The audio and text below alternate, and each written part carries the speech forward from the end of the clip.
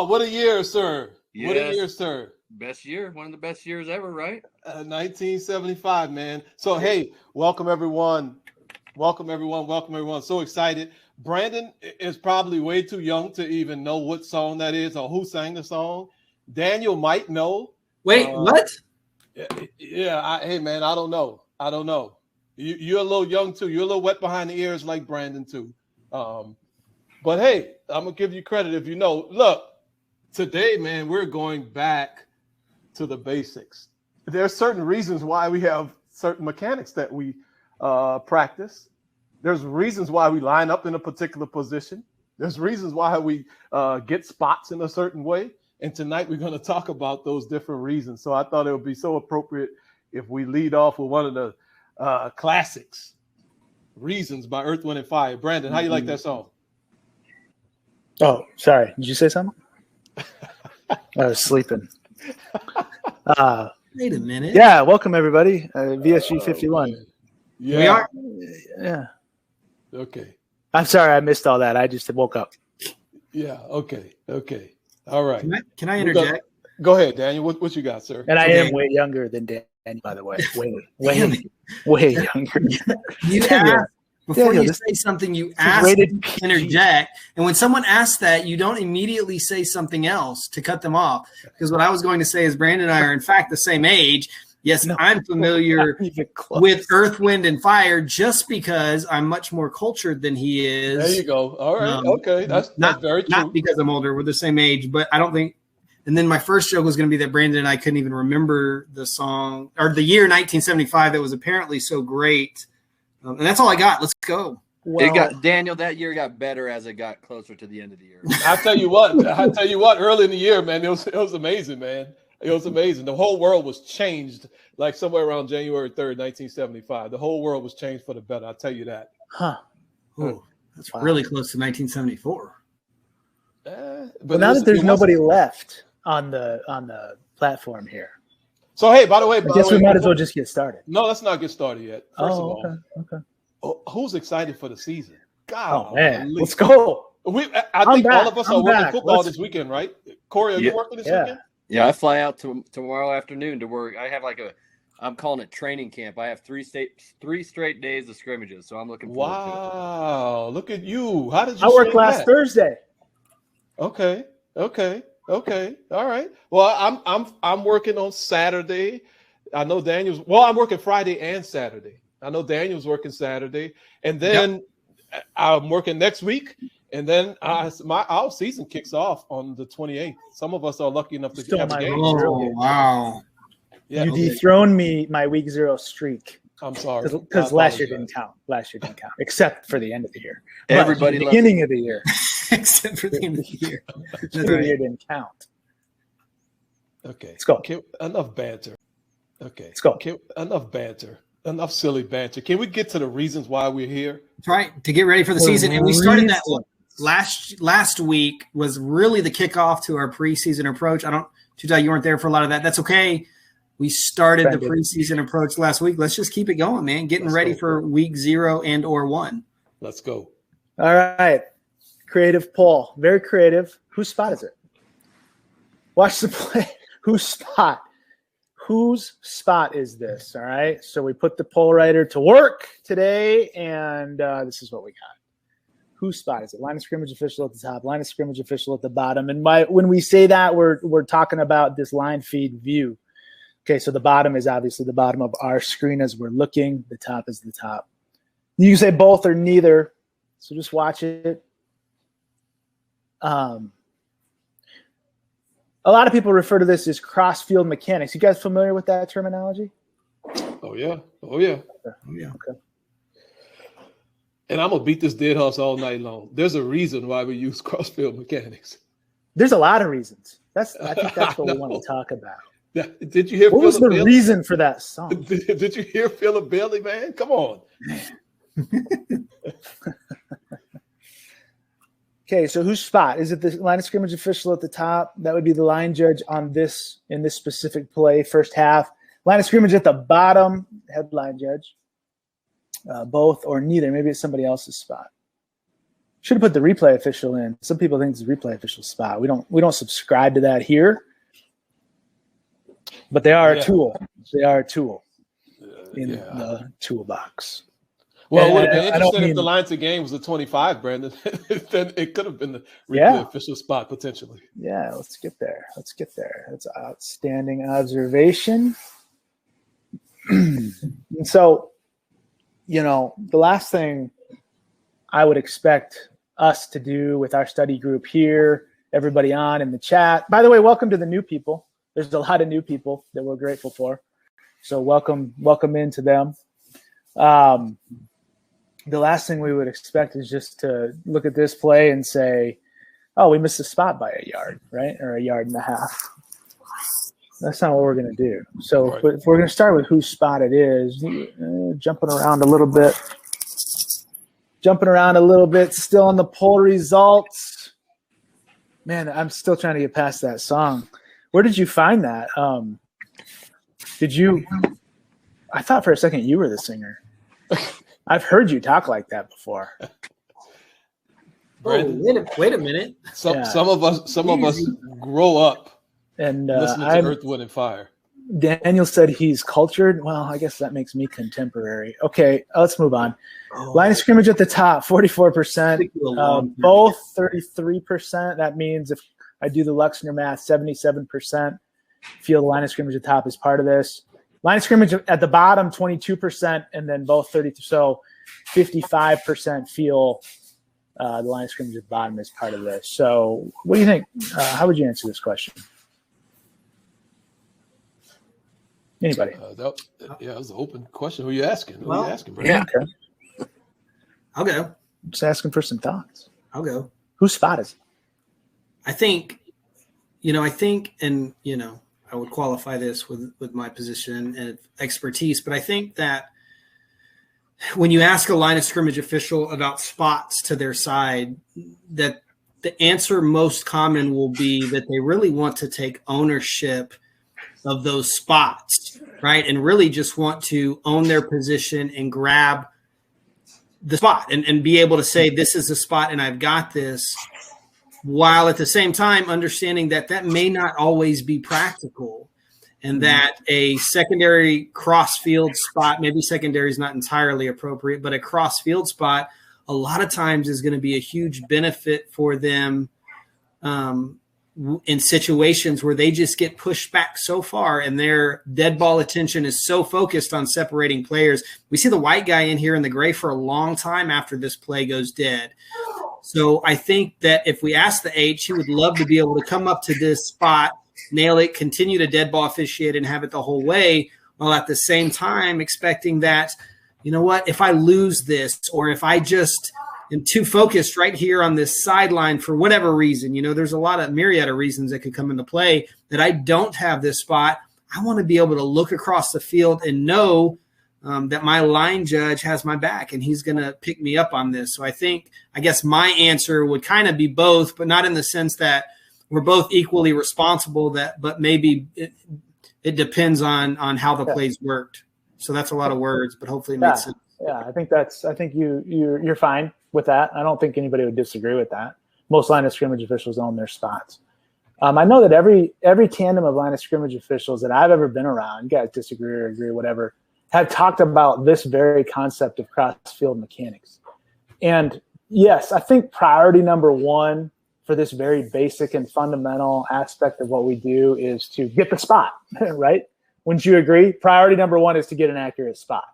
And I think a lot of times what we're saying is when we get pushed back and we jeopardize safety, or we just lose our perspective because we're moving or whatever, I don't know, whatever you want to justify, I guess, then our partner across the way is going to help with our spot, right? I mean, I think that's what we talk about.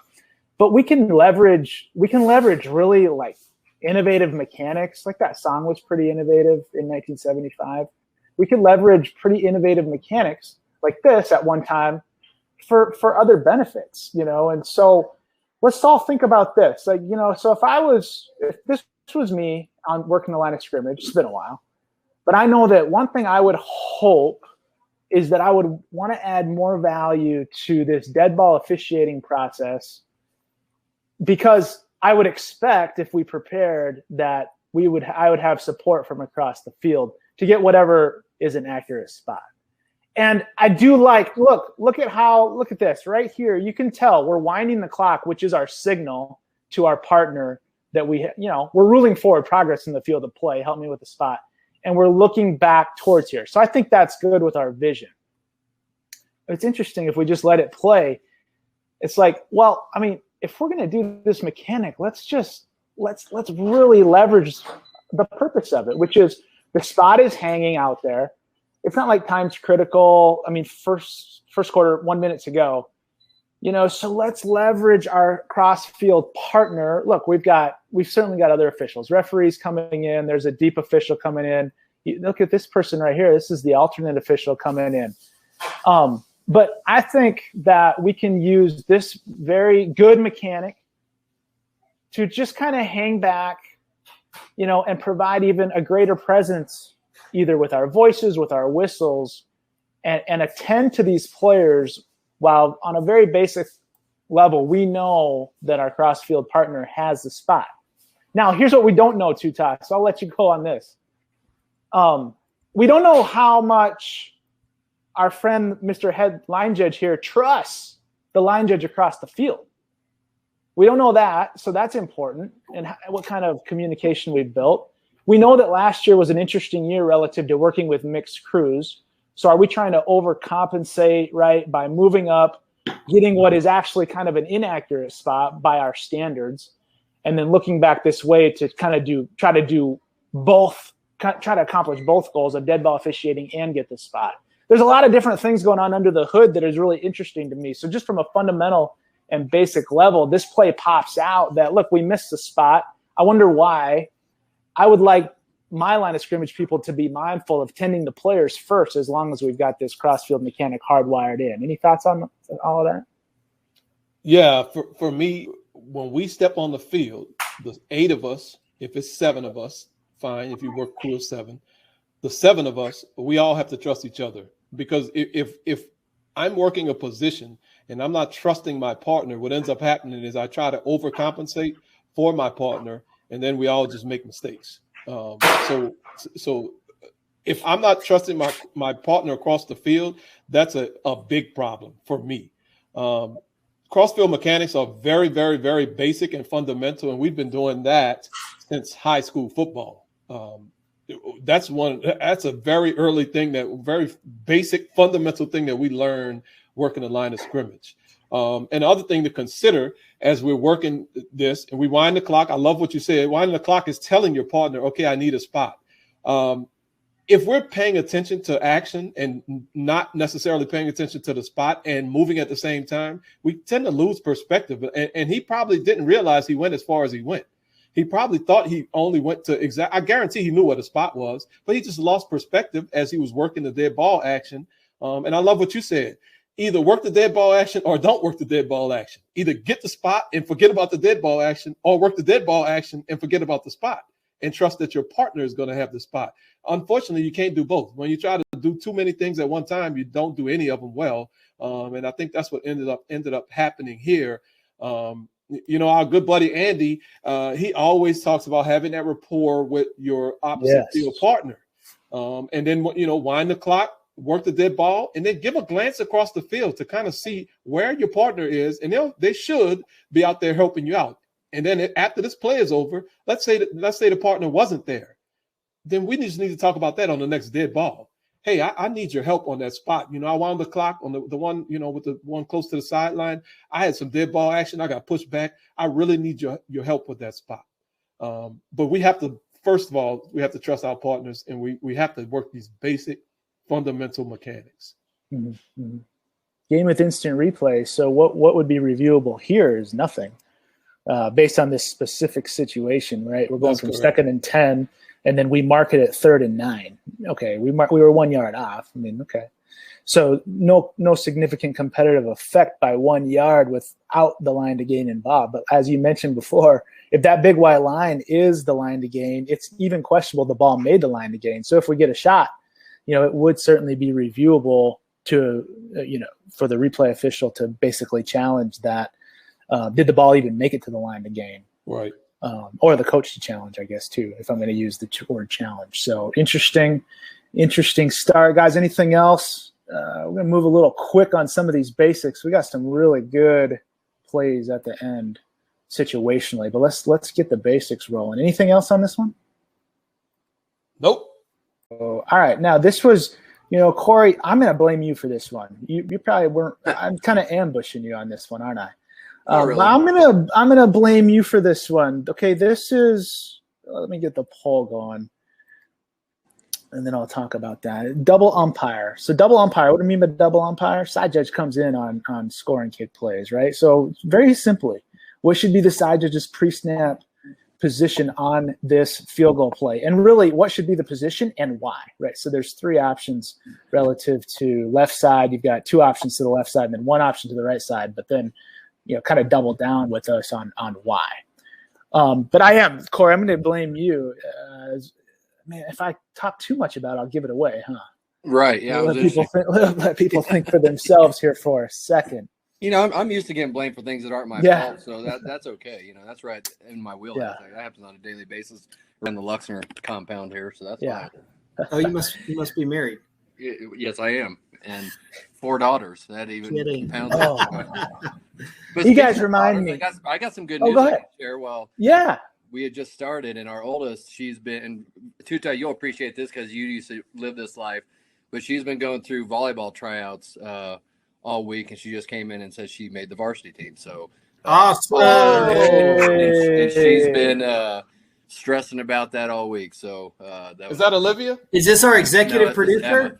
No, Emma. This, Okay. this is Emma. This is Tally's oldest. So our Awesome. executive producer, she'll be heading up the junior high team this year. Her and Ava both. So cool. Congratulations. So we actually went out and played some sand volleyball as a family couple last weekend. Oh, It was. how's your game? It was pretty good. It's reminiscent of Puerto Vallarta one year with me and Emma against the rest of the 5, and we just smoked them. So Yeah. But Well, that makes you undefeated in your last 2 sand volleyball matches. yeah. as far as I can tell. It's like the U.S. Olympic team. So When you're playing. That's awesome. We so happy for Emma. We're gonna send her some prank gifts or something for that. yes, absolutely. Hey, was there a point in time where we actually put 3 people on the side of the defense during this? Do you guys remember that? Or am I making that up? With the center judge, did we put the center judge back here too at one point? I think we monkeyed I around remember with seeing a center Maybe judge back there. with the A that first year. That first year, Yeah, maybe with the we A, didn't have it. Okay, yeah, I was just saying. So then I think we got wise. Let's put them back. Got to find somewhere for the center judge to stand.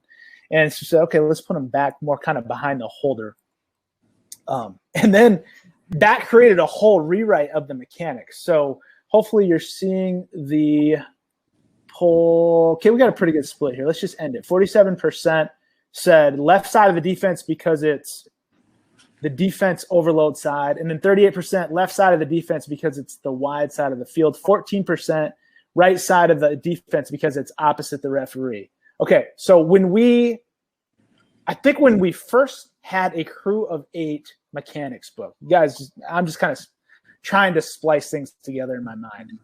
I think the first mechanic that came out was exactly what we see here, is the side judge should be to the same side of the ball as the referee. Does that sound familiar? Yeah, but there really wasn't anything written down. It was just one of those Okay. pictogram things. So, but yeah, Okay. that was the only directive whatsoever we were given. And this is where I'm going to blame you. I think you're responsible for all this. You summarily dismissed that. Yes, I did. Yep. But not just because that's who you no, but you had good reason for it. And so when we worked starting 2017 or 18, whatever year it was, and we talked about this, I said, oh, good. Good. I don't even have to convince you as a side judge to go back. So when I say go back, now explain where you would land on, is it to the left as we see this play because of defense overload, or is it to the left of the wide side, or really is it because of both?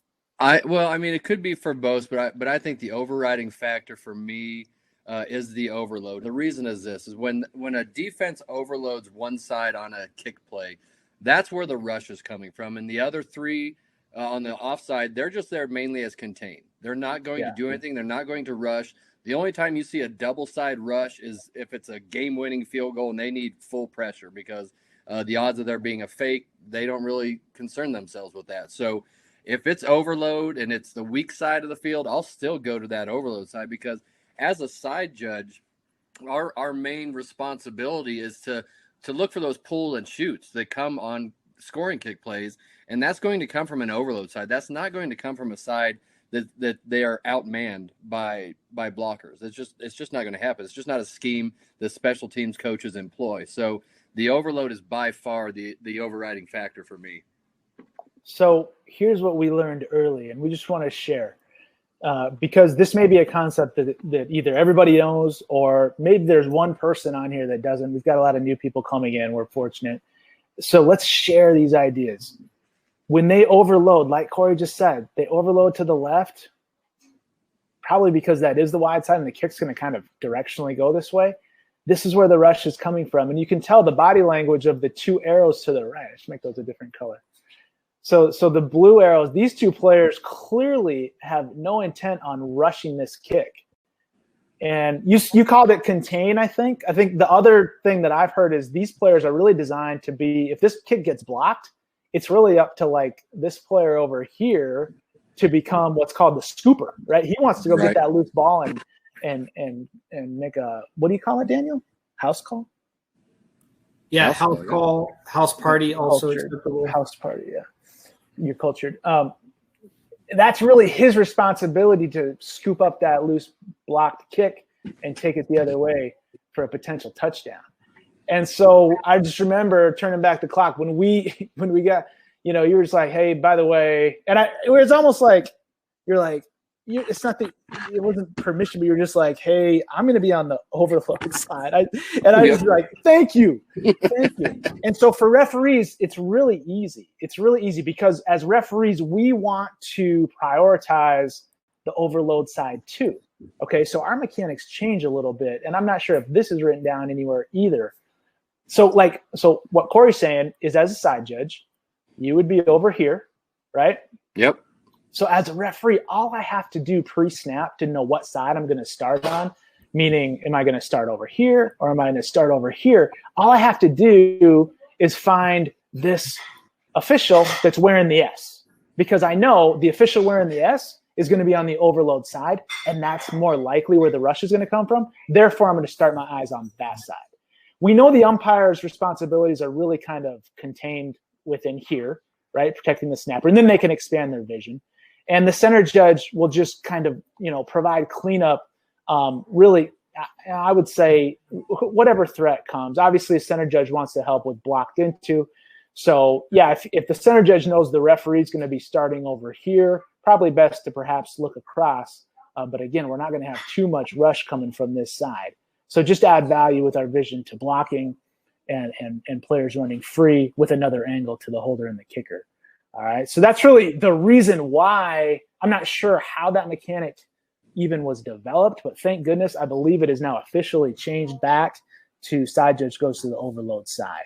So you can add on that? Yeah, they didn't actually reference it to an overload side. The only changes they made in the manual was, and Michael put it up on the screen here, so thanks for that, Michael, was they referenced the wide side of the field. And so while, our disclaimer, we are no type of governing body whatsoever, but, if the wide side of the field has two players to it, guess what side I'm going to? I'm going to the narrow side of the field, because that's the overload side. Yeah, I'm going to the overload. And, if everything's even, sure, I'll go to the wide side. But if there's an actual overload, I don't even think twice about it. That's just where I go. And I always tell my umpire which side I will be on. And it's just something so he knows where I'm looking, because if I go to the left, he knows that then that he may have to help with any leapers that are to the right, and that's it. Yeah. So any tips for depth wise on these? I know that's sometimes a topic. We see some side judges get in here real tight. We see some side judges stand back. I don't know if they're just kind of intimidated or what? Any tips? I'm kind of 7 to 8 yards just because I like that depth because it widens my vision a little bit better. But that's just me. I know there's some side judges that like to be really tight in there and kind of closer to the snapper. Me, I'm kind of off that. I would be off that end's hip, off the tight end's hip, and then 7 to 8 yards deep. So somewhere kind of like right here.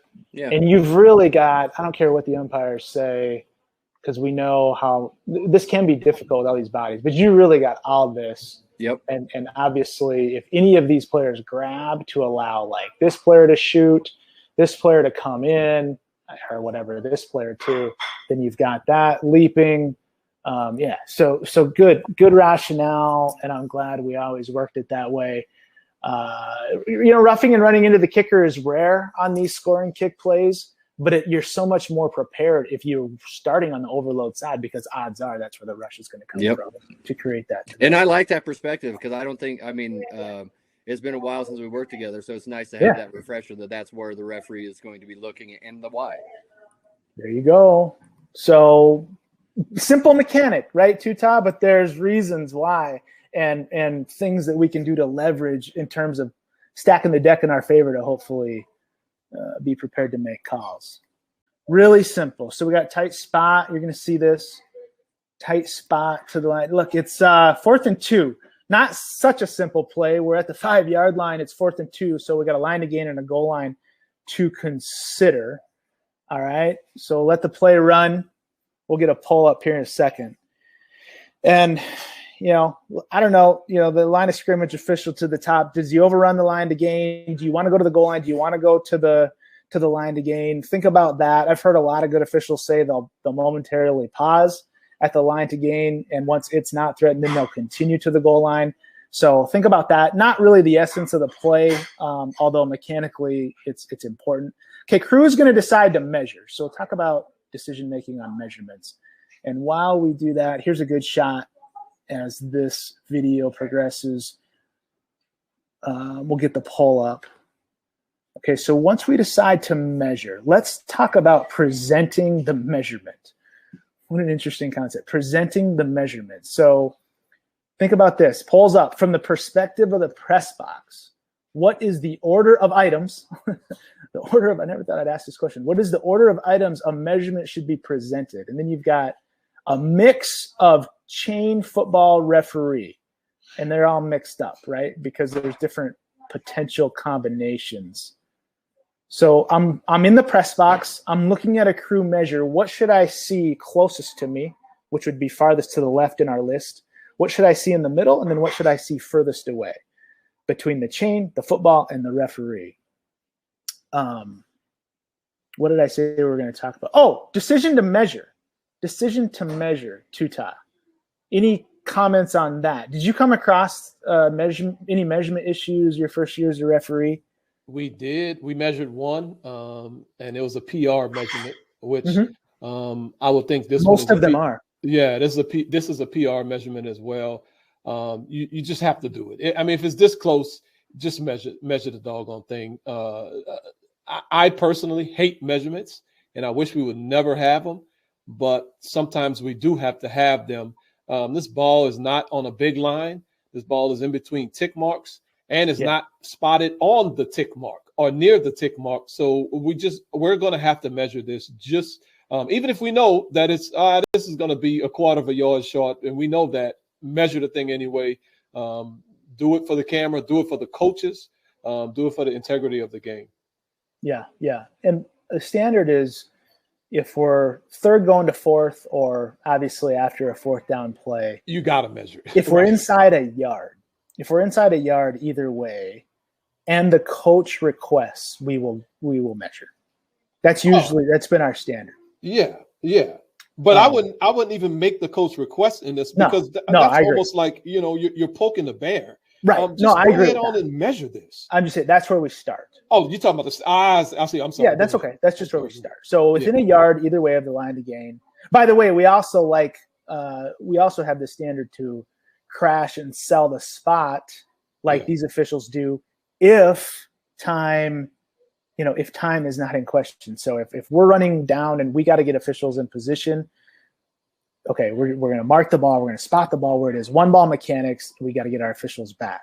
And we talked about that last week. We did. Yeah, we talked about that very recently. Yeah. If we're here 8 minutes in the third, we want our line of scrimmage people crashing, selling the spot, getting the ball from whoever and putting it on their foot where they got it, right? Crash to resistance, all that good stuff. Okay, so first down going to second, second down going to third. Man, I don't think you're really ever going to see a measurement, are you? There's no reason to. Yeah, there's literally no reason to measure that. Yeah. Just mark it. You can sell it if you need to. I don't think we'd say don't sell the spot. I think still in those cases we'd sell the spot, and then we're just going to make the call. And the only time maybe we would potentially measure is if the coach is right on top of us and we're out maybe on a side zone, and it's just maybe not every field is this well marked, by the way. Right. At all levels. We got grass fields that sometimes are not as well marked as turf fields. So there's a lot of things to consider. So the standard is within a yard of the line to gain, third going to fourth or after fourth down, coach of either team requests. Obviously, the coach who got the first down and as on offense probably isn't going to request a measurement, but the defense might. You can put all those combinations here. Then we're going to grant the measurement. Okay.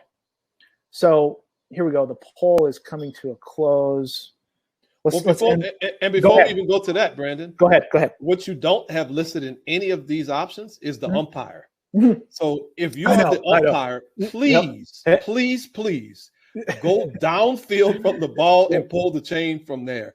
Don't stand in front of the ball when you pull the chain. You nailed it. You're cringing just like I was. This was one of my games that I wanted to study in the morning this week, and when I saw this, you cringed just like I did, and that's what we're going to talk about. Poll results. So 53% said football, chain, referee. Okay. Interesting. We have responses on all three of these. So really interesting.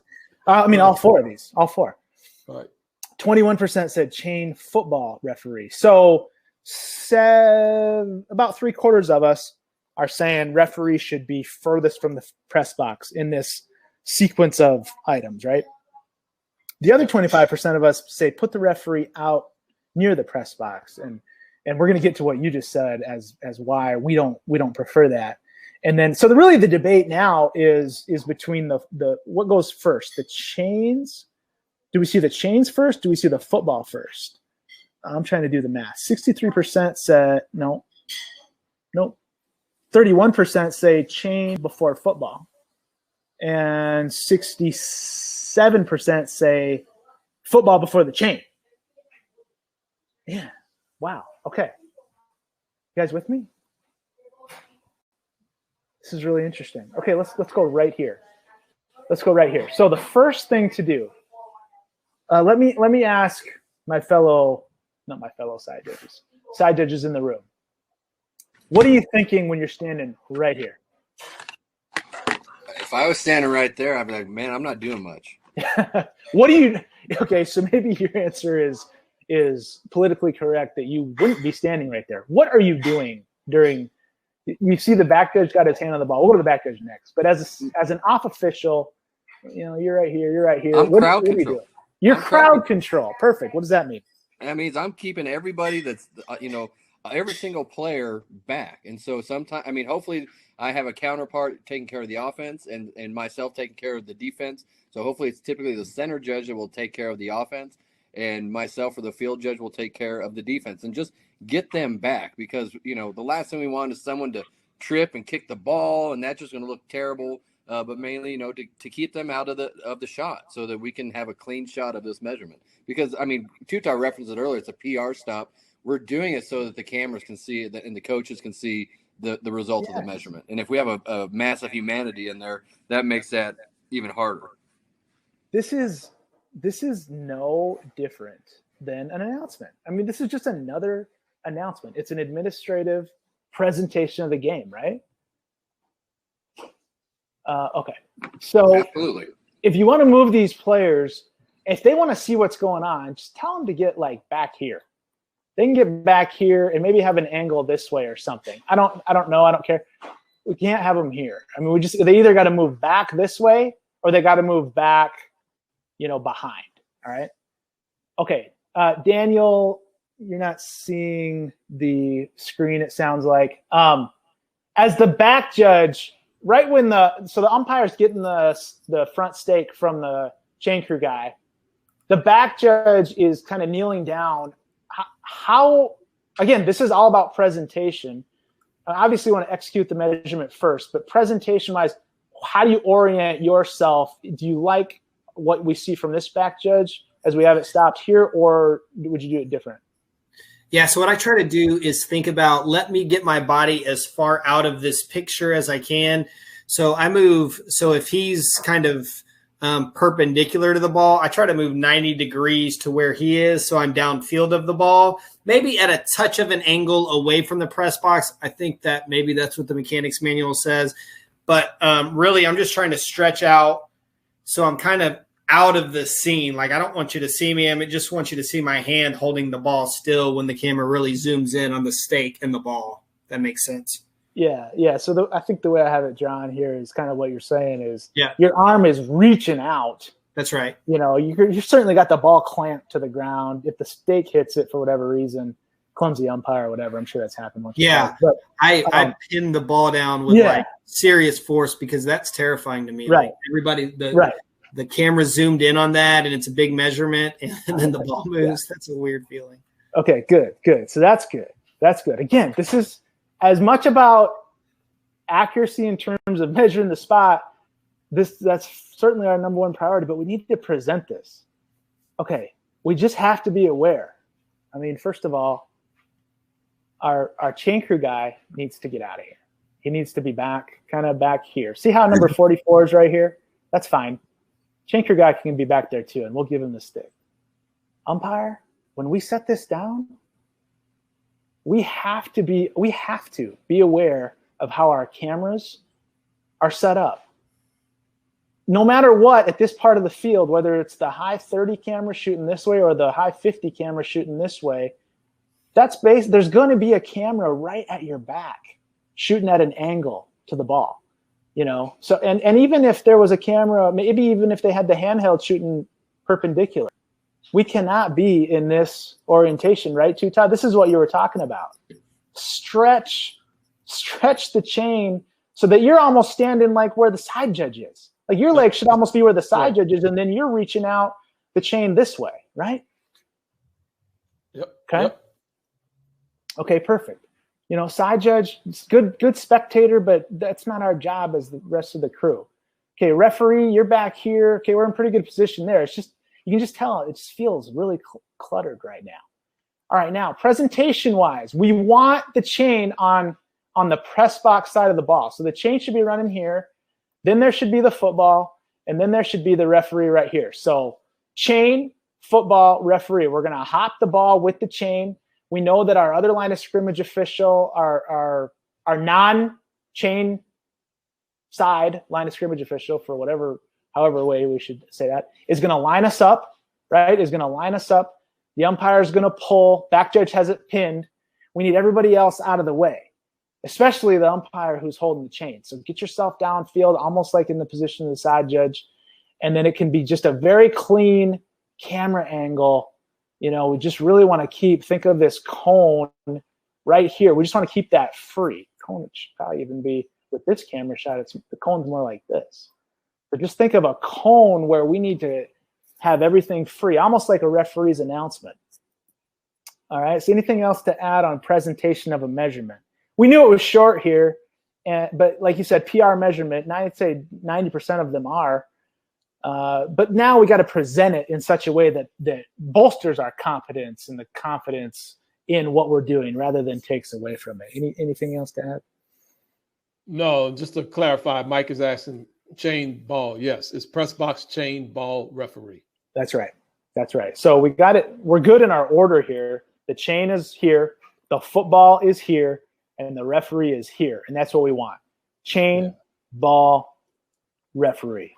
Okay. So we got 2 extraneous items in that order. We We got got an umpire. We yeah. got a back judge. Yeah. All that Yeah. needs to get out the way, just like Get the out, players. get out of the way. Get out of the way. And the referee, you want to absolutely have a 90-degree angle. You know, it's hard to draw that on a screen, but where the chain comes down, looking at the football. You got the 90-degree angle. We know that camera angles can tend to obscure or different things relative to 2 things in space on a 2-dimensional screen. But that's also why we need to do a really good job lining this up from this other line of scrimmage, the non-chain line of scrimmage official. Line that up really good, and umpire be really good about pulling that chain as tight to the ball as you can. Back judge, hold that ball down as firmly as you can, because if like Tuta, like if the ball's here, if we pull the chain with any space, and I'm talking space laterally, that's going to open us up to that bad angle, making things look as they, different than they actually are. Right. Because the ball could look more forward in space, or the post could look more forward in space than the ball due to the bad camera angle, which isn't our fault, but we can control a lot of those things through presentation and just really tight processes like we're talking about. All right. So there's a purpose why, if we're going to measure, let's just nail the mechanics behind the measurement and just own the purpose and use that as a way to really, again, bolster the perception of our competence. Let's go to the passing game. Another simple mechanic, long pass. So, we don't see as many long passes, certainly as passes around the line of scrimmage. But let's talk about this. Hopefully there's a back judge who knows what they're doing on this call. When the wide receiver jumps to catch the pass, where should the back judge be positioned? And I hear this question a lot at different camps. Okay. I hear this question a lot at different camps. So as a back judge, do I have the goal line? Do I have the end line? Do I have the middle of the end zone? Should I just kind of float in there? Or does it really matter? Okay. Does it really matter?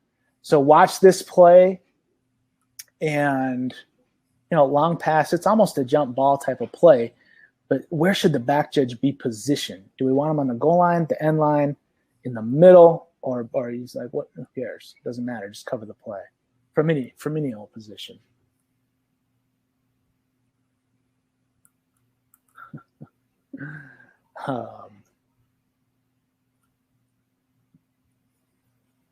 That was kind of passive aggressive, Brandon, when you said we'll see if a back judge on this call knows what he's doing. Oh, the guy's been attacking me all night. It's really interesting. I have been noticing that. It's, not really appropriate. It's not. Attacking you? Oh, yes. Well, you misrepresented how much younger I am than you. I know that. That's not true. Other than that, I'm lost at what else is building that accusation.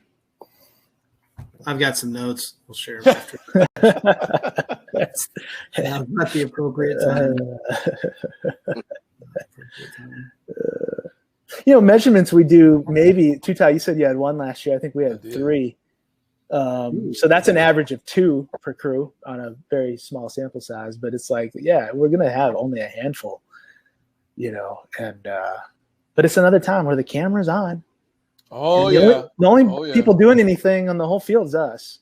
Right. Well, it's one of those situations we're not going to do a whole lot to make people believe in us, but we can do a whole lot to shred our credibility if we look incompetent. That's right. We can do a lot. I think that you hear questions about back judge alignment so often in just, learning settings. I think it's a couple of reasons. I think one, there's a lot of I don't know how to say this the best way. A lot of just very traditional thinking relative to back judge alignment and positioning. And then I think you combine that with some ambiguity in certain situations. And I think, when we're in these learning environments, really what we're trying to do is just consistently look for ways to elevate our practice and just be better. And so it's like, well, what am I supposed to do in this situation? And the answer is always going to be in the best position to officiate the action. That's a really easy answer. But when we look at this specific play, I think our poll is pretty good. Looks like we stabilized, but it hasn't ended yet.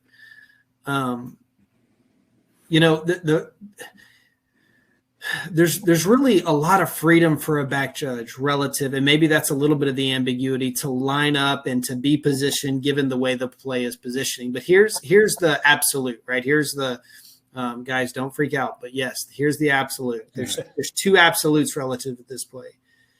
The first play is that we do not, as back judges, have fundamental responsibility for the goal line. In fact, Corey, I know, doesn't want his back judge anywhere near the goal line ever. But I can say absolutely we don't have there's no responsibility for us relative to our mechanics as they're written to the goal line. However, we do, as back judges, have fundamental responsibility to the end line. That is our job. So that's kind of like our goal line. We are responsible for the goal line. This plays a great example as the side judge comes in off of the goal line pylon and the back judge comes in from the back of the end zone. We may have situations where we're going to have deep wings on the inline pylons. That's okay. We're still responsible for the inline, and especially, obviously, when they're not there. So on a play like this, where we're not going to, we're starting in the field of play when we're snapped over here. I lost it now around the 40, 45-yard line. We're well in the field of play. And so we're getting pushed back. And what we can tell from this end zone view behind the offense is that the inline is threatened here. We can tell right now that receiver is so close to the inline that I can't tell if he steps on it or not.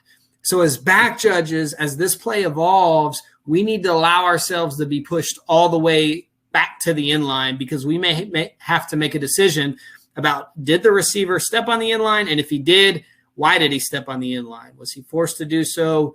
Or was he, out with contact, or did he go out on his own? Having said that, the ball's in the air right now, right? The ball's on the air before he even gets close to the inline. So what I would prefer if I'm officiating this play is that I've been pushed back to the inline by the receiver's route, and that as the ball's in the air, I sense the ball's in the air, I'm just going to kind of anchor down on the inline and be able to officiate all this action. Got a player potentially on the inline. We have a lot of contact. We're going to the ground in the end zone. It's going to be a tight cat play. So if I'm officiating this play, that's where I really want to be this entire play. Now, look, if we move this up, 3 to 4 yards, and we're just beyond the goal line, and the play evolves so that you ended up in the middle of the goal line, or the end zone rather, as a back judge, that's okay. We don't need to be scared of that and say, oh, I should never be. And this is what happens, Brandon, where we have someone has told us at some point, man, don't ever officiate a play in the middle of the end zone. That's not where you belong. Right.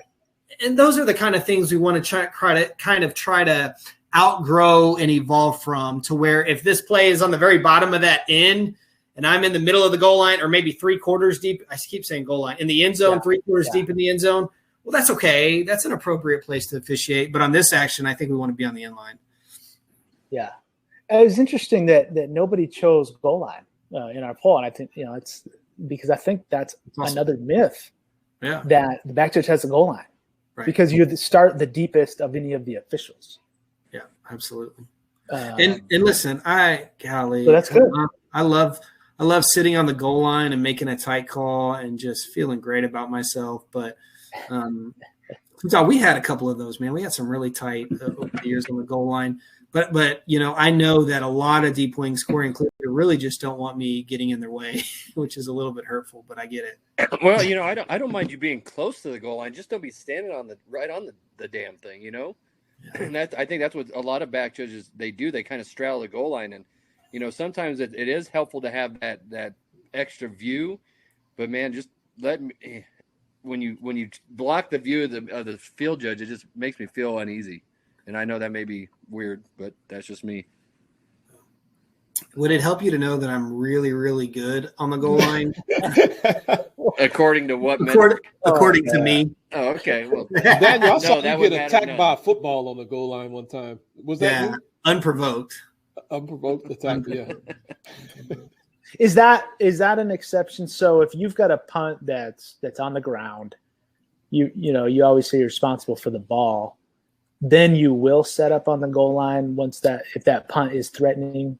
Oh, yeah. No, and that's a really good question. I'm glad you said that. See what happens when you make absolute statements, they end up biting you in the rear. On a punt, I'm staying on the goal line because I may not be responsible for the goal line, but I am responsible for the ball and its relationship to the goal line. So I will absolutely stay there. Yeah.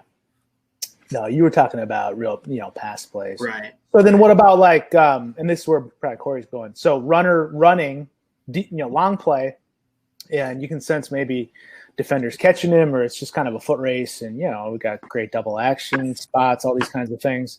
Is that the one, Corey, you're saying make your judgment is, but give me a clear line of sight from the pylon to the other, all the way down? Okay. 100%. Yeah. And pass plays then obviously, pass plays, we got our deep wings on both pylons. Why muddy the waters with a back judge blocking somebody's view? Yep. So Corey, you feel like, let me ask you this. If we have that play that the goal line is going to be threatened, let's just say a ball carrier, because I think that's different from a ball in the air. And he's coming maybe just looking at this end zone view, the left side of the numbers, right? So if that's around the 9-yard marks, you feel more comfortable, and you're the side judge at the top of the screen, you feel more comfortable with your field judge straddling this with you than maybe a back judge who is on the hash or between the hashes already set up. Like, we're just prepared waiting for this ball carrier. The goal line is going to be threatened. We can sense that coming. Does that change your opinion at all for that specific play? It does, and this is not an absolute by any stretch of the imagination for me, but what typically – I've experienced is that back judges don't get in that stationary position to rule on that play because they're not accustomed to it. That's not what they're used to doing. And so now in the scenario, like if you're straddled up there and you get a good look at it, yeah, of course, and let's get you in there. But in my experience, obviously I've never worked with a back judge of your caliber apparently. So but there's probably like one of you out there. So but no, in that type of a situation, I'd have no problem with that. But okay. Yeah, I'll stop there. No, I get it. I don't know. I hope that it wasn't necessarily intended to be clarifying, but I think maybe intended to just suggest that there could be potentially a situation. But if we're going to just a general kind of baseline SOP, let's get off the goal line as back judges. Yep. All right. So those are 4 pretty basic. I don't even know if mechanics is the right word for them, but our crossfield mechanic. Let's leverage that thought to not just get a spot, but trust. First of all, develop trust in our partner official across the way. Second of all, you're freed up line of scrimmage official that's getting, you're using that other official for a reason. So then add value to the crew in another way with your vision, with your presence, dead ball officiate. All right. And then what was second? What did we do second? Oh, the side judge as the double umpire. That's just, man, if a book tells you to do something that just doesn't make sense after you've tried it, I think we all feel like the mechanics book is a guideline, and certainly at least 80%, probably way more, over 90% of it is spot on. But don't you agree, Corey? There's there's going to be situations where we just got to use some of our experience and our sense to just do what's right for whatever situation we're presented. And then our measurements, again, thinking about we'd measure it to prove that is it short or did he make the line of the game? But use that as a presentation. That is another presentation for the crew to just show how crisp we are, how put together we are, how we're communicating, how we work together. It's like, man, look at this great measurement. Wow. Back judge has it. The ball's clear. There's nobody in the way. Umpire takes the stick. He's downfield. Side judge is crowd control. Referee's exactly where he needs to be. Chain, ball, referee, boom, make the call. Just look sharp. Create a great presentation as is the goal for all crews. And then here on this play, long pass play, pulled, nailed it. The old myth of the back judge has the goal line here just because he's the deepest official. Well, nobody went for that, but Daniel explained exactly why. You just want to park yourself on the end line. And then certainly, Daniel, you're good with the back judge coming up and kind of showing the body language he did after the fact. Oh, yeah, absolutely. No issue with that. Yeah. So good. Just what did you call it, Tuta? I can't remember what you called our theme there. But reasons. Reasons. Man. Reasons You for keep these. saying it's Reasons. That was the name of the song. It's a classic song. The 1970s had some of the best music ever, man. Come on. Really? Absolutely. Okay, I'll have to hop in the time machine and go. Save me a Hey, thought. I don't know. Do you guys, before we go on, we got a really great catch process play, but do you guys have any other topics you can think of as you kind of get ready to work scrimmages that you just, maybe you're trying to focus on, or, and it doesn't have to be like a mechanic that you want to leverage for something else, but just anything you guys have been thinking about as you get ready to actually, step on the field this weekend? Anything you guys have been thinking about? Nothing for me. Nothing I've thought about. I know that. Okay. Man, go ahead, Daniel. No, you go first, Tutai. Well, mine is everybody's gonna roll their eyes and probably like, what's this dude talking about? Already did. Man, I just go out there and I like to have fun. So I love football so much, and I'm ready to go back out on that football field just so I could be around pads crashing, so I can watch some athletic moves by some, like tremendous athletes. Not of Brandon's caliber, of course, obviously, but just to see some tremendous athletes making great plays, and I just love the game of football. I'm going out there to have fun. There's nothing in particular that I'm going to work on for during these scrimmages that is going to prepare me for the game yet.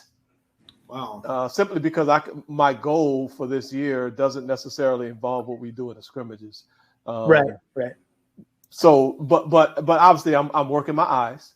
I'm watching action. I'm figuring out my movements. How did I move on that play? What did I see on that play?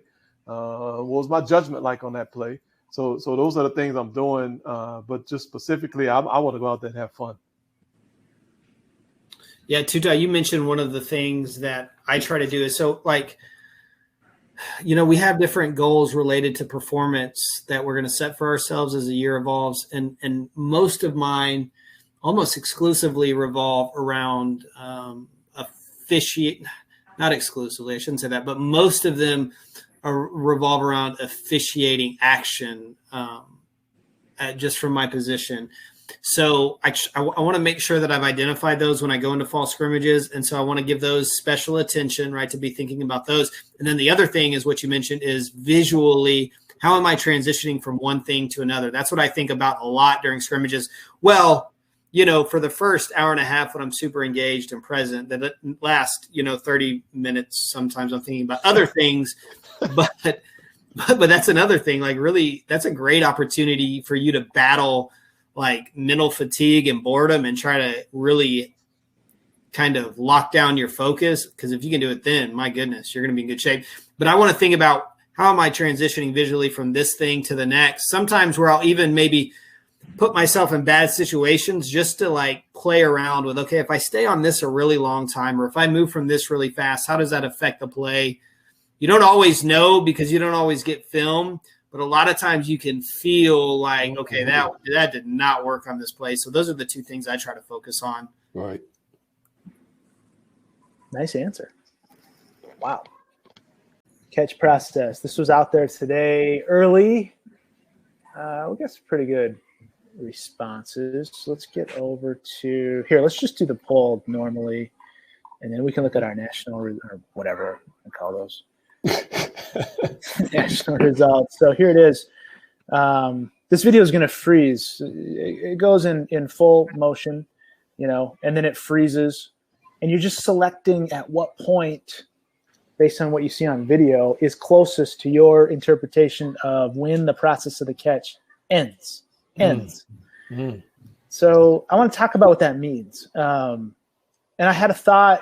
Dan, I don't know if we've said it this way. This is probably just a synonym for other things. I was thinking, like, wait a second. If we're saying the process of the catch ends, so if the ball becomes loose before that and hits the ground, it's an incomplete pass. If the ball becomes loose after that and hits the ground, as long as the ball's still alive, it's a fumble. I know that's very simple, but I was thinking, like, is that a way to think about that or not really? So I think you're almost kind of reverse engineering that thought process. Is that right? Or like starting with the end? Kind of, I guess. I'm just thinking, like, what's the impact of my decision here? Because we're asking ourselves in our platform here to say, tell me when the process of the catch ends, right? And we've got 5 kind of distinct, very distinct actually, even though they're milliseconds apart in some cases, very distinct moments in time throughout this process. And it's like, well, this is a big decision, because if the ball becomes loose after I've said the process of the catch is over and then the ball is still live, that's a fumble. Yeah. Here's what I would say. Go ahead. I don't know if this answers your question, but I don't really care. I think you can use it almost as a check for yourself. Remember, we talk about the process of becoming a runner, or rather the ability to defend yourself related to the process of the catch, and how those things, there's some measure of gray where we can lean over, right? Right. There's no gray here. If the ball is loose and it's a fumble, then there's that the catch was completed, period. You can't have it both ways. And you can say it similarly, that if the ball comes loose and it's incomplete, the catch was never completed. The process was never completed. So maybe that's a way for you to kind of, I don't know, check your answer. I think that's probably the best way to describe it. Yeah, because you wouldn't make your ruling based on. Yeah, I don't know. I don't think that you're ruling for the result. We do that with targeting Right. a lot. We say, it's not targeting, and then we Well, try I to figure tell out you, why. Brandon, I think we do that a lot with catch, no catch. You know, I'm not sure if we do a whole lot on the field.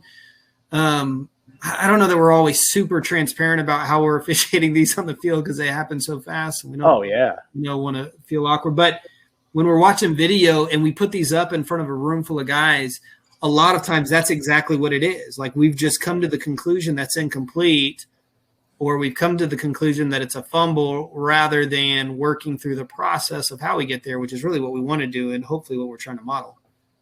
Yeah. Okay, cool. I was working through this, saw this play as I was kind of watching through this game, and I commend the headline judge just for patience and some fancy footwork there, keep himself safe. It's tough. I know it's tough with these things coming right at you. All right, you just cued me, Brandon. I tried to hold my tongue. I can't. Can you get us? Can we get the screen share up, and you can go back? We can go back and get into the real stuff. But you poked the bear. Oh my gosh, this bothers me so much. To be fair, the bear doesn't take much poking. That's true. I was going to show. I know. I need to see the view. Keep going. Where do you want it? Do you want it at? I want the normal line feed view. Okay, give me a second. Right here is good. Here is good. Sorry. Okay, if there's 3, here's that's good. 4. That's fine. Oh, okay, right here. Stop it. Just stop it. Am I able to draw on the screen? I think I can draw on this. Yeah, just get into the whiteboard thing, and we'll eliminate the tint or whatever. I'm begging everyone, please. And when I say everyone, I put this responsibility on the deep wings. When we start the game and we come out there at 60 minutes, 90 minutes, 60 minutes for Daniel, 90 minutes for all the rest of the officials as per the mechanics. 35. Manual. Oh, that's true. That is not true. See this thing right here? This big old thing that's sitting right on the goal line? Please, I beg you, push it at least a yard this way, because you need an alley right here to go straight back. See this G that's sitting on the ground? Get it out of here. Yeah. I don't put this on the headline judge. I put this on the deep wings, the field judge and the side judge. When we come out there, if you stand on this goal line and you can't go all the way back to the stands, then you need to fix that. I'm sorry. I'm off my. No, that's good. You're talking because I was itching to do the same thing. Jesus, that bothers me. And like the chain crew guy just standing right there. Get that out of the way. It has no business being there. I mean, last year I kicked one of those G's and it kind of tumbled. I didn't mean to, but it just kind of tumbled over the wall at OU. And I was like, oops, didn't mean to do that. Huge mistake, I bet. Yeah, right. I boot that orange G as hard as I can to get it out of there because it shouldn't be there. That's just Sorry, I had to. You're talking this advertisement thing. Yes. That two's got to go. Push it out the way. Just move it at least a yard over. You need space on the goal line because that thing is literally on the goal line. There's nowhere where he can go if he tries to go backwards, which he didn't on this play. And that could be because he's thinking, "Oh man, that thing is in the way." Right. Get that ad out the way. What is that made out of? I've never even touched it. It's mushy, like foamy material. Yeah, it's just plastic. Yeah. But it could obviously distract. Yes, it can. Absolutely Absolutely. Step on it. Okay, cool. Absolutely. I like that. I'm sorry. No, that's good. I had to do it. That's good. I think this is great. I'm going to look at the poll. Let's see. What am I doing here? Okay, let me stop the share. Now what am I doing? See, you got me all messed up now. Oh man, no, I was over here sweating. I'm breaking into sweats. You were. Okay, look at this. 52% chose the number 3 moment in time that is arbitrary, but is when reaching the football out in control with his right hand. And then 39% said when he rolls over with the football. And if I go back right here, I think this mirrors the results. Let me make sure. See this? 40, pretty close. Yeah. Actually, very close. 45% of the big group, or I don't know what the hell to call these people, but they're not all here. 45% said reaching the football out and control with his right hand. 39% said rolls over. Any interesting? Oh yeah, look at the line of scrimmage people and the deeps are way. See that? Wow. See this right here?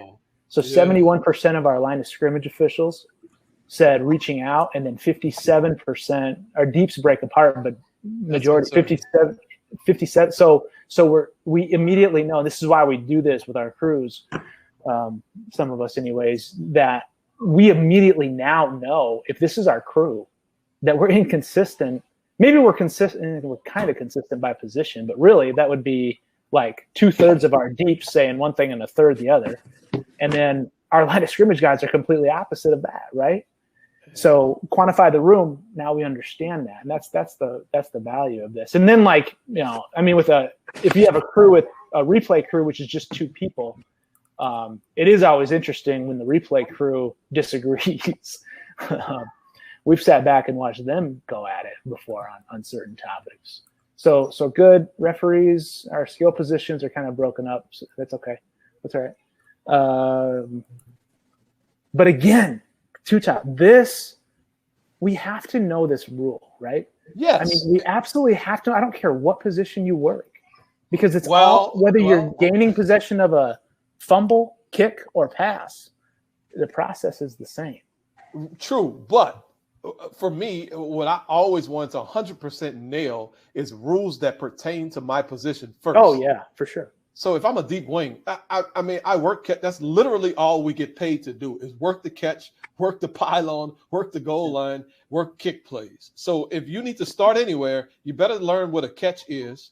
Better learn how to work those kick plays at the pylon and at the goal line, and all those rules that pertain to that. I would love if Daniel just lays it out really easy. It's 3 steps, right, to this process, right? Here we go. Very basic. Daniel, we're split between reaching out with the right hand and control of the ball, and then rolling over with control of the ball at the end. Yeah, Tuta, I like what you said. It's really easy. It's a 3-step process, right? Which probably sounds familiar to some of us. So the first thing, I think, pretty clear, we get firm control really early in this process. So that helps us, right? Get a body part down on the ground really early in this process. That really helps us. So now the decision that we have to make is the element of time. Part of that decision that we have to make relative to element of time is this a receiver who would have remained upright, or is this a receiver who's going to the ground in the process of completing the catch? Good way to think about that I really like, good way to think about that is kind of, do we start going to the ground as either as a function of the ball taking us there or a defender taking us there prior to the element of time being satisfied? Mm-hmm. I think sometimes you can add feet to that, and that kind of help. It's a kind of a conglomeration of different factors that you're using to help you make that decision. So in my opinion, this is definitely a receiver who is going to the ground. We get hit from a contact from a defender almost immediately. We can tell that contact is taking us to the ground. So I'm pretty comfortable saying that this is a receiver going to the ground. I don't know if you guys have a different opinion or see this any differently. 100% agree. 100% with you. Yep. Yeah. Very good. And so now we have two things have to happen. Well, one of two things has to happen. Either we have to survive the ground. That means we have to hit the ground. And while on the ground, if we end up out of bounds like we do here, we have to maintain firm control, right? Or if we're in the field of play, we just can't let the ball hit the ground, right? Either way. In this case, we have to maintain firm control as we're hitting the ground, right? That's surviving the ground. Or we have to perform a second act. And the reason that matters is because if we can do something else with the ball in the process of going to the ground, then we're establishing for everybody, for the great-grandmother in the top row, that look, Grandma, look what I did. I've caught the ball. Here's my second act that proves it. So if we're saying on this play that the receiver reaches out with the football in control with his right hand, then we would say that the catch process is over. And probably if he does that, it's a touchdown. If we're saying that he doesn't do that, then we need him to survive contact with the ground. And really our evidence of that, absent from replay, getting something really tight in there as he hits the ground, is going to be what it looks like when he rolls over with the ball. So from my perspective, when I look at this down the goal line, I have a really hard time identifying a distinct second act by this receiver of sticking the ball out. I can't say that he doesn't do it, but if he does, then the play's over and this is a touchdown. If he doesn't, then for me, he's got to survive the ground. So that's kind of a There's your judgment point. What's that? So you've identified the judgment point. Right? Correct. Okay. So if this isn't sticking the ball out to perform that act common to the game, I mean, what would you want to see? Well, I don't know if I'm missing something. I just don't see his hands. Can you guys see his hands? It's in the dark. I agree with you, Daniel. It's kind of there's a shadow. Yeah. To me, I see the ball up there on kind of his arms are extended. They're just on his, like kind of above his head. And then as he falls, he rotates. I'm not saying he doesn't stick the ball out, but right now his arms are kind of, I can't tell looking through his back. To me, he's going down. So the ball is naturally going to, oh, okay. I saw that when you paused it. That helps a little bit. That does look like he's sticking the ball out. I could not see that in live action. I was like, where is this ball? Yeah, well, I'm 100% with you, Daniel, and I'm going to muddy the waters a little bit more here. I mean, can you have an act common to the game that still does not satisfy the element of time? Because I never really thought about it this way until I saw this play, because it looks like he attempts to stick it out, but is it a full-fledged effort, or is it just so quick that it doesn't satisfy? I mean, gosh, I see that now. I didn't see that. That's a really good question, Corey. Here's what I would say, and kudos to the poll writer, which I hate to do. But if he can reach that ball out with firm control, even as quick as that is, in my mind, then he has satisfied the second act, right? Like, even though it's super fast, if he does that with firm control, like if we're kind of just like swinging the ball out, I don't even know how to explain it. But if we have firm control and we do that, then in my mind, that's enough. That's a great question. I think that's really interesting to consider. But put to an answer, I would say that if it qualifies in our mind as a second act, right, independent of just falling to the ground, then even if it's really fast, if we can say, oh, yeah, that's a second distinct act, then we would want to qualify it as ending the catch process. Fair enough to me. The thing with this is you have to imagine, if you really want to test this theory, you have to imagine that after, let's just say, like as he hits the pylon, right? See how he kind of blows up the pylon there? As he does that, the ball comes loose. You with me? And if the ball after, Brandon? As basically at number 4, the ball's coming loose. Okay. Or as he contacts the ground. Really, it doesn't matter.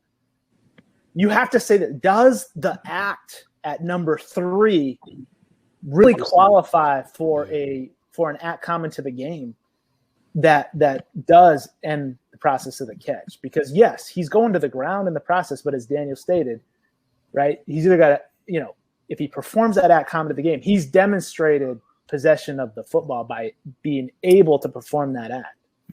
So the real question would be if the ball is out at number 4 or immediately at number 5,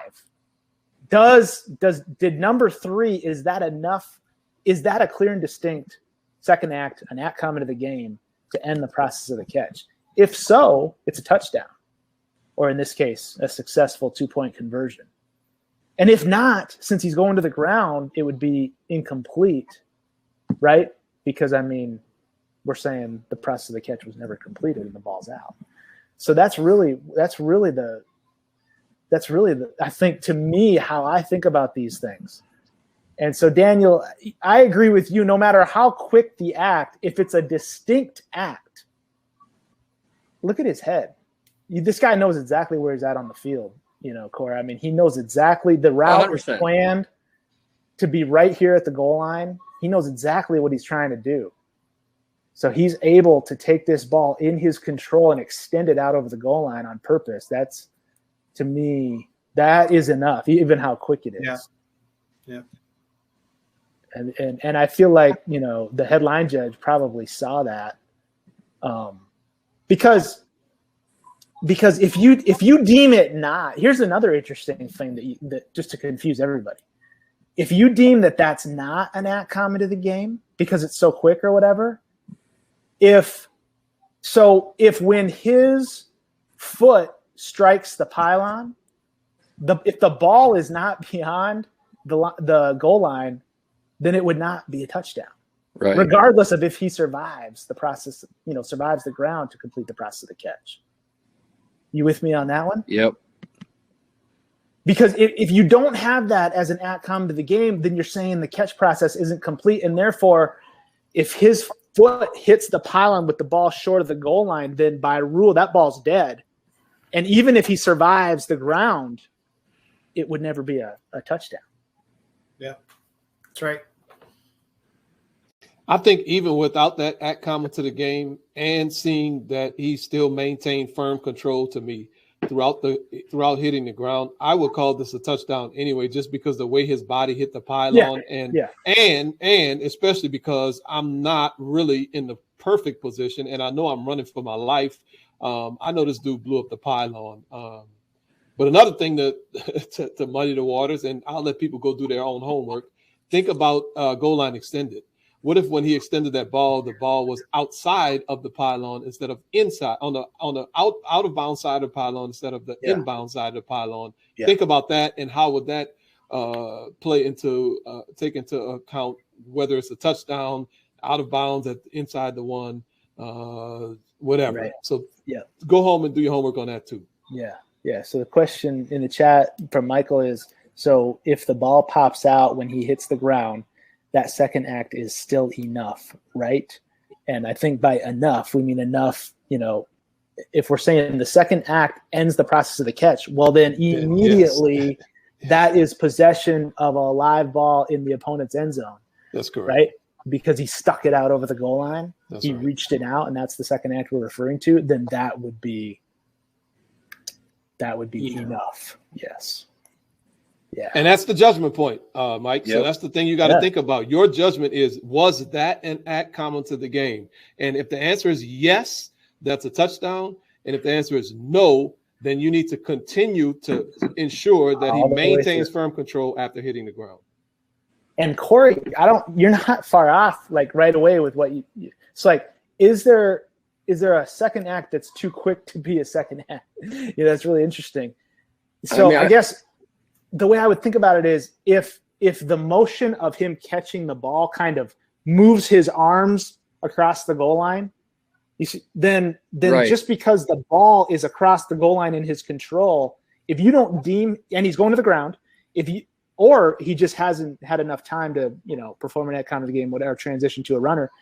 If you just deem that as all part of the process of the catch, just because the ball is in his control across the goal line doesn't necessarily mean the catch is over.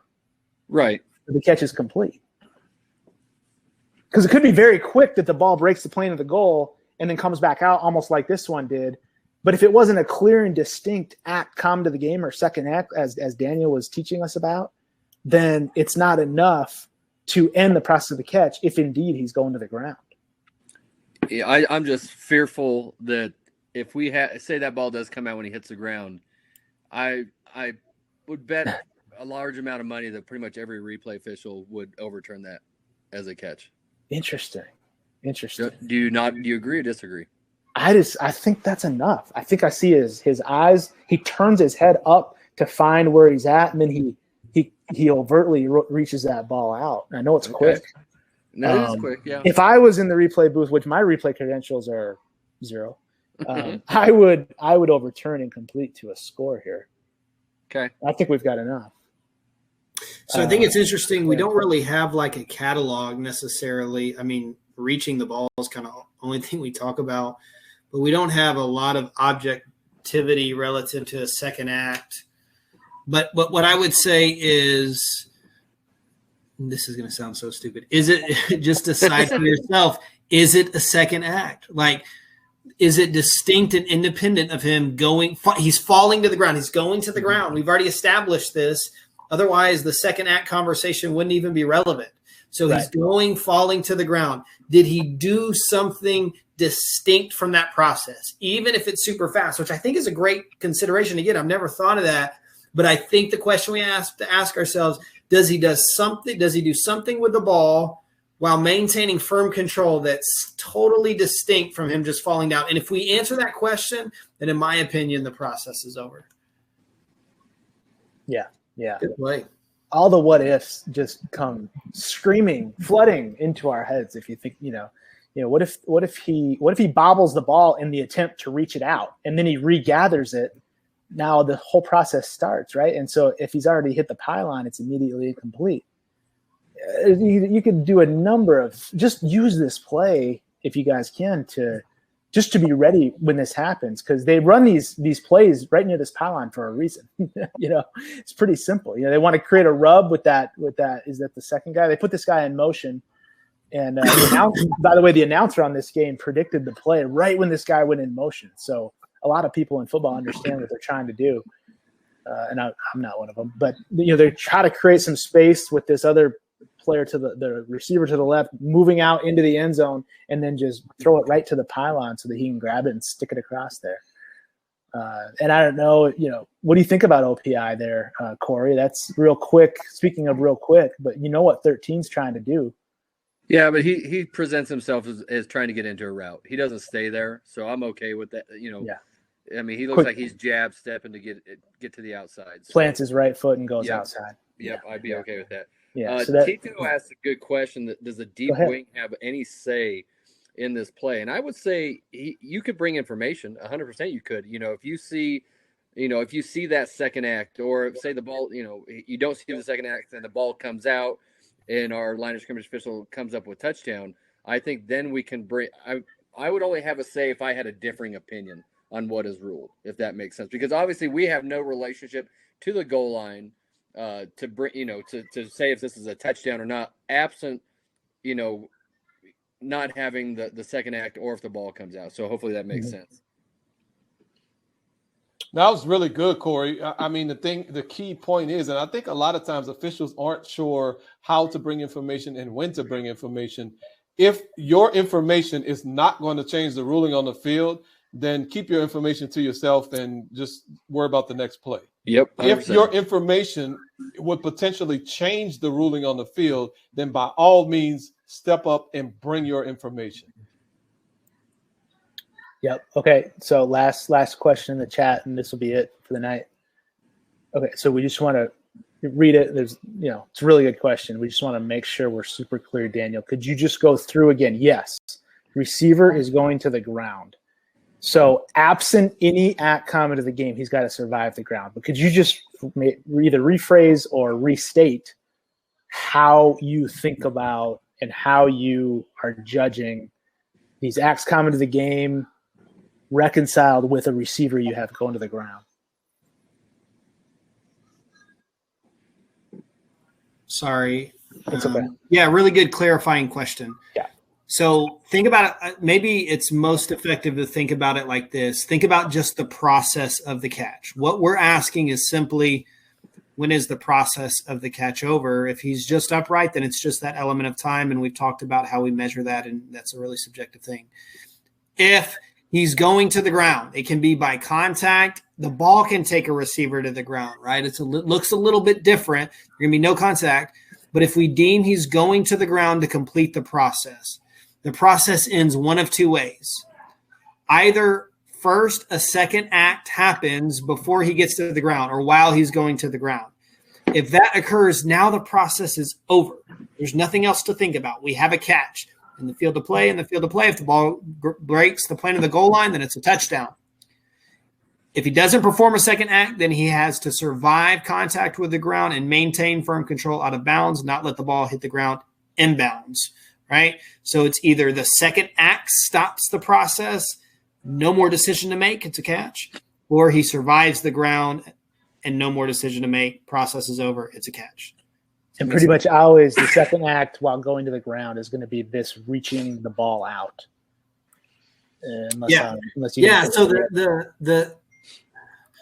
the second act and going and surviving the ground aren't in conflict with each other in the sense that one takes precedent, but rather they're just two considerations. Either one can stop the process and create a completed catch.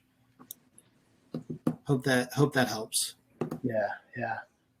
And Dan has, some more clarifying questions about, and I just want to be sure that we're all on the same page.